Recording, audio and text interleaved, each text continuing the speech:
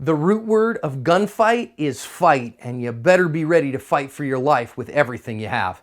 Hi everyone, this is John with today's active self-protection lesson.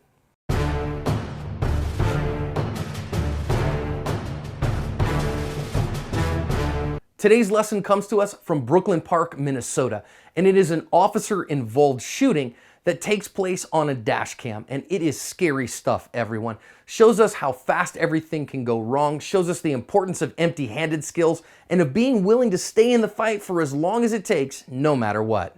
We're gonna listen in to the dash cam, and this one is emotionally harrowing, so hold on to your hat. It also has a little bit of commentary from this officer's police chief.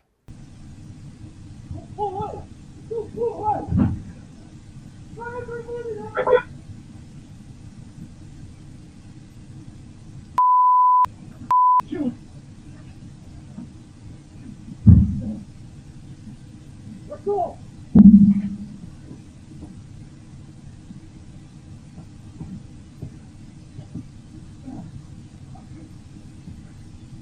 Let's go!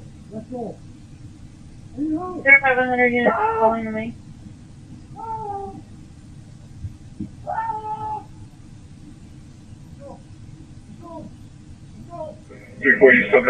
The other problem was, as the sheriff indicated when we were watching the video, he couldn't get to his radio to call for help. Luckily, he did do what he did because, as you heard, some of the neighbors that I think originally placed that 911 call did call our dispatch, update them that he was involved being viciously assaulted. 2100 on Scott Lane status. I have a party on the line saying there's an officer there being assaulted. 520, we're all in room. 509, hold the name. Emergency traffic keys may all others car.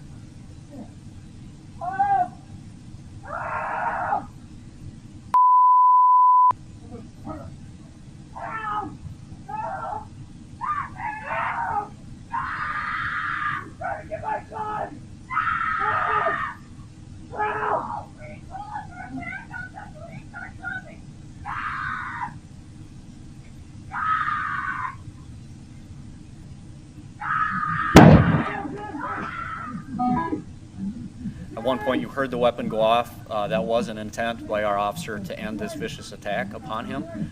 After that was not successful, he actually did something to his weapon to make it useless for both him and the suspect. The fact that that weapon was discharged, the officers that were responding to the scene didn't have that information.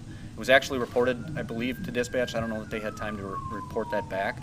So when they pulled up, all they knew was what they saw is a car on top of the officer. So that's why they went in and used the taser to subdue him. Had they known that he had been his firearm had been taken from him and he attempted to use deadly force, the response may have been different. You can clearly hear those sirens, but he did not disengage.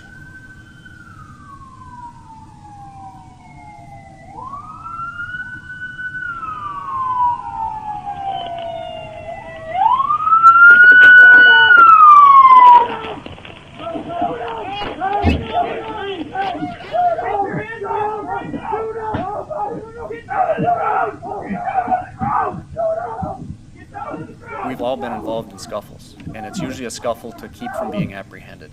So as soon as I break away from you, I'm going to run from the scene.